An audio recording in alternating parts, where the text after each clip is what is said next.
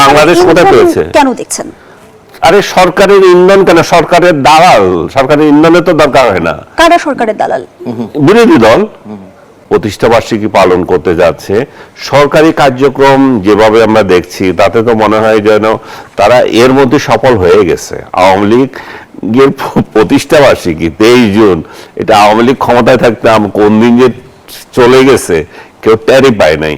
কিন্তু সফলতা আসলে কোন দিক বিবেচনায়? সফলতা ওই দিক থেকে যে তাদের যে জন্মদিন এটা স্মরণ করাই দিয়েছে। এটা আমার মাথায় ছিল না যে আওয়ামী লীগের 23শে জুন আওয়ামী লীগের জন্মদিন, এটা আওয়ামী লীগের 17 বছরের কারো মাথায় ছিল না।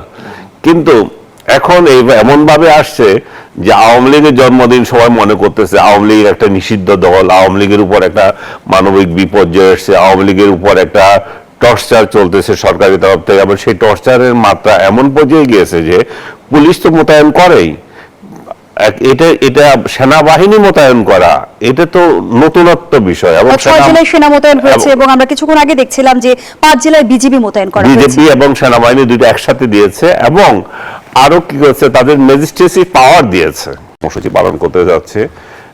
সেই কর্মসূচির মূল বিষয়টা হচ্ছে দলের মধ্যে একটা জাগরণ তৈরি করা।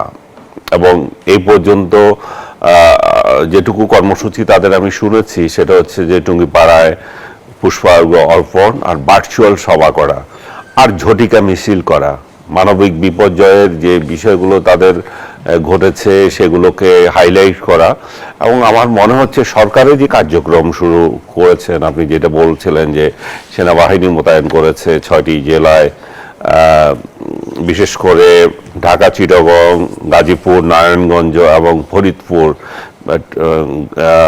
টুঙ্গিপাড়া সহ অন্যান্য এলাকা, যেটা এটা কি বলে গোপালগঞ্জ, এই সমস্ত বিষয়গুলো দিয়ে সরকারি দল সবসময় বিরোধী যারা থাকে তাদেরকে রাজনৈতিক কর্মসূচি দমনের প্র্যাকটিস বহু পুরনো, এটা যে নতুন এরা করছে তা না। আর যেহেতু কার্যক্রম নিষিদ্ধ, সুতরাং একটা আইনগত ভিত্তি ওনারা পেয়ে যান যে যেহেতু তাদের কার্যক্রম নিষিদ্ধ তাহলে তারা সেটা করতে পারবে না।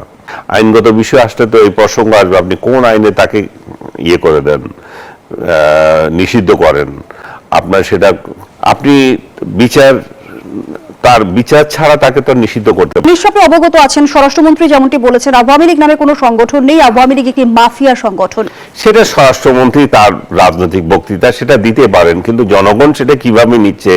আওয়ামী লীগ যদি নাই থাকে, আওয়ামী লীগের যদি অস্তিত্বই না থাকে, তাহলে এত আয়োজন কেন? সরকারি দল তার প্রতিপক্ষকে দমন করার জন্য রাষ্ট্রীয় মেশিনারিজ নিয়োগ করে, কিন্তু এই প্রথম দেখতেছিলাম যে সরকারি দল একটা গৃহপালিত বিরোধী দল, যেটা ভাই ভাই বিরোধী দল হিসেবে স্বীকৃত এবং একটা একতরফা ইলেকশনের মাধ্যমে এসেছে, তারাও আবার রাস্তায় নামছে কালকে 23 তারিখে ভিন্ন নাম দিয়া এবং ঢাকা শহরে। তার মানে আপনি দেখেন সরকার মানে কত আরামে আছে যে তার কিছু করতে হয় না রাজপথে, তার জন্য লাঠিয়াল বাহিনী হিসাবে জামাতে ইসলাম এবং তার সহযোগী এনসিপি আদার্স যেগুলো থাকে, জামাতের ABC টিম যেগুলো আছে, যেগুলো বলবেন ABCD যা আছে সবগুলো আবার রাস্তায় নামতেছে।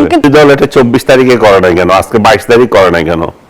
25 তারিখ করে নাই কেন? বিরোধী দলকে কেন, যেদিন সরকার স্ট্রিং রোল চালাবে বলে ডিসিশন নিয়েছে আওয়ামী লীগের বিরুদ্ধে, আওয়ামী লীগ কোথাও উঠতে পারবে না, বসতে পারবে না, সেই কোনো কর্মসূচি পালন করতে পারবে না, কারণ আওয়ামী লীগ এখন নিষিদ্ধ।